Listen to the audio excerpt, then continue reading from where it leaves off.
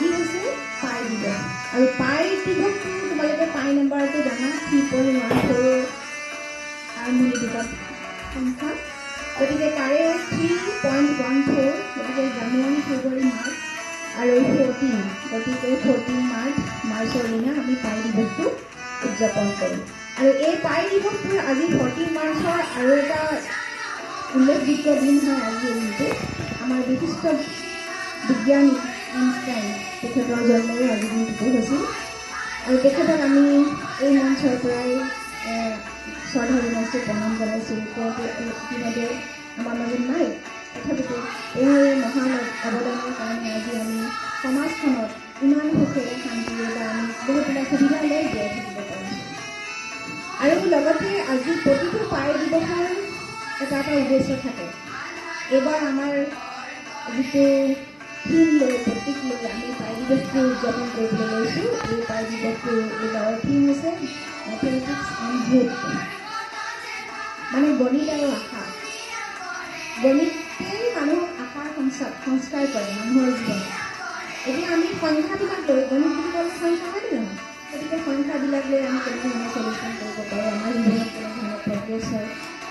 বা আমি নিজকে কেনেধৰণে উন্নতিৰ দিশলৈ লৈ যাব পাৰোঁ আমি কি ধৰণৰ আশা কৰিব পাৰোঁ সেইকাৰণে এই ফিল্ডবিলাক সকলো ফিল্ডতে আচলতে গণিত আছে যেনেকৈ পথাৰ এখনতো আমাৰ গণিতেই আছে শিপিনী তাঁতশালতো গণিতেই আছে তেনেকৈ আমাৰ পাংখাটা ধৰি উৰাজাহাজ ছেটেলাইট সকলোতে গণিত আছে হয়নে নহয় গতিকে আজি আমি এই দিনটো ইয়াত তোমালোকৰ লগত চেলিব্ৰেট কৰিবলৈ আহিছোঁ উদযাপন কৰিবলৈ আহিছোঁ তোমালোকক জনাবলৈ আহিছোঁ যে গণিতটো আজিকালি কি হৈছে ল'ৰা ছোৱালীবিলাকে ভয় খোৱা হৈছে এডভান্সত আগতে আমি 40জন 50জন ষ্টুডেণ্ট আছিলোঁ আজিকালি 1-2জন হৈছে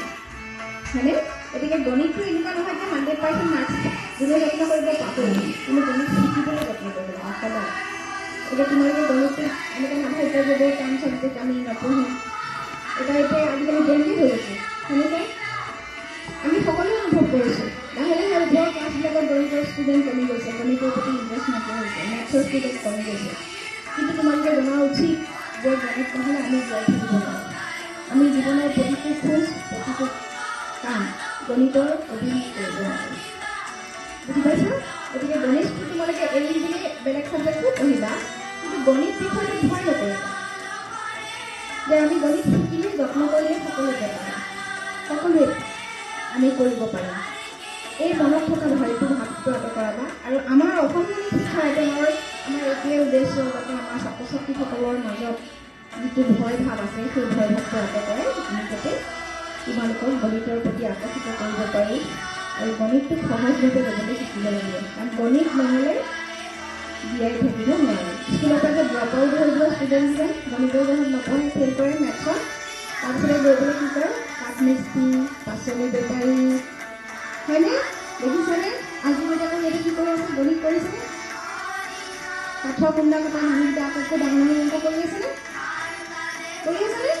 গছ কাটিলে বাকী বাদ দিব গছ কাটিবলৈ ল'লে কাঠৰ কুণ্ডা হিচাপ কৰে নহয় সেইটো তোমালোকে পটককৈ কৰিব নোৱাৰে কিন্তু স্কুলৰ পৰা ওলাই দিছিলে নপঢ়িলে অংক ভয় কৰিলে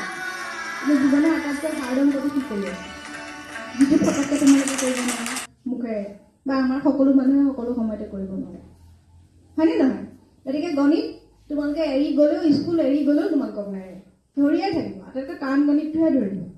পাচলি বেপাৰ কৰিবা লগে লগে 1 কেজি লগে লগে এপোৱা এতিয়া কিন্তু ক'লে নাই তোমালোকৰ মৌখিক নাছিলে আজিকালি মৌখিকটো উঠি গ'ল বাৰু গতিকে তোমালোকে সেইবোৰ যত্ন কৰিব লাগিব সেইকাৰণে তোমালোকে নাভাবিবা যে গণিতৰ পৰা পলাই সাৰিব পাৰিবা গণিতে কেতিয়াও মানুহৰ লগ নেৰেই জীয়াই থকাৰ গোটেই দিনকেইটা গণিত লাগিবই সেইখিনিয়ে আমাৰ আজি গোটেই দিনটোৰ মূল উদ্দেশ্য আমি তোমালোকৰ মাজত অহা আৰু আমাৰ ছাৰসকল আছে তেওঁলোকে ছাৰে মাইনাছ নিগেটিভ নাম্বাৰ পাইছিলোঁ অখণ্ড সংখ্যা তাৰপিছত ক'লে কিছুমান পৰিমেয় সংখ্যা কিছুমান অপৰিমেয় সংখ্যা যেতিয়া অপৰিমেয় সংখ্যা পাইছিলোঁ তেতিয়া উদাহৰণ কেইটামান অপৰিমেয় সংখ্যাৰ উদাহৰণ দিয়ে কি পাইছিলোঁ অপৰিমেয় সংখ্যা জানানে √2 √3 √5 উদাহৰণত লিখিছিলোঁ এনেকে এটা সংখ্যা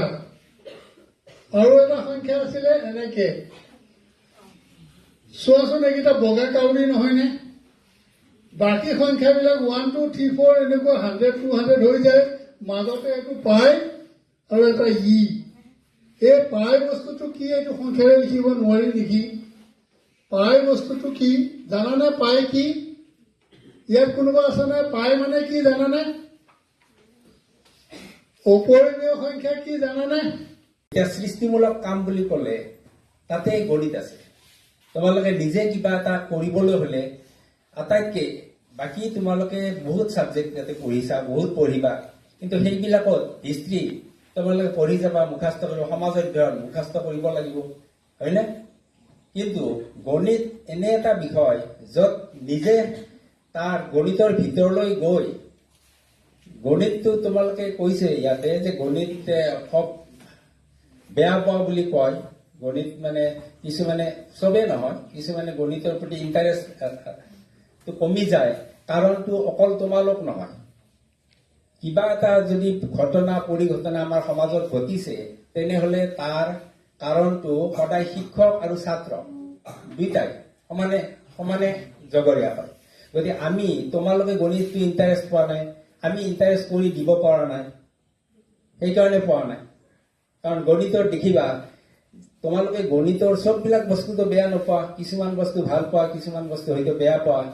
তোমালোকে যদি মন কৰা দেখিবা আমি এতিয়া বয়স হোৱাৰ পিছত আমি গম পাইছো সেই বস্তুটো আমাৰ ছাৰসকলেও বেয়া পাইছিল, সেইকাৰণে আমি বেয়া পাইছিলো। কাৰণ ছাৰসকলে সিমান ইনভলভ হোৱা নাছিল, ভিতৰলৈ সোমাই যোৱা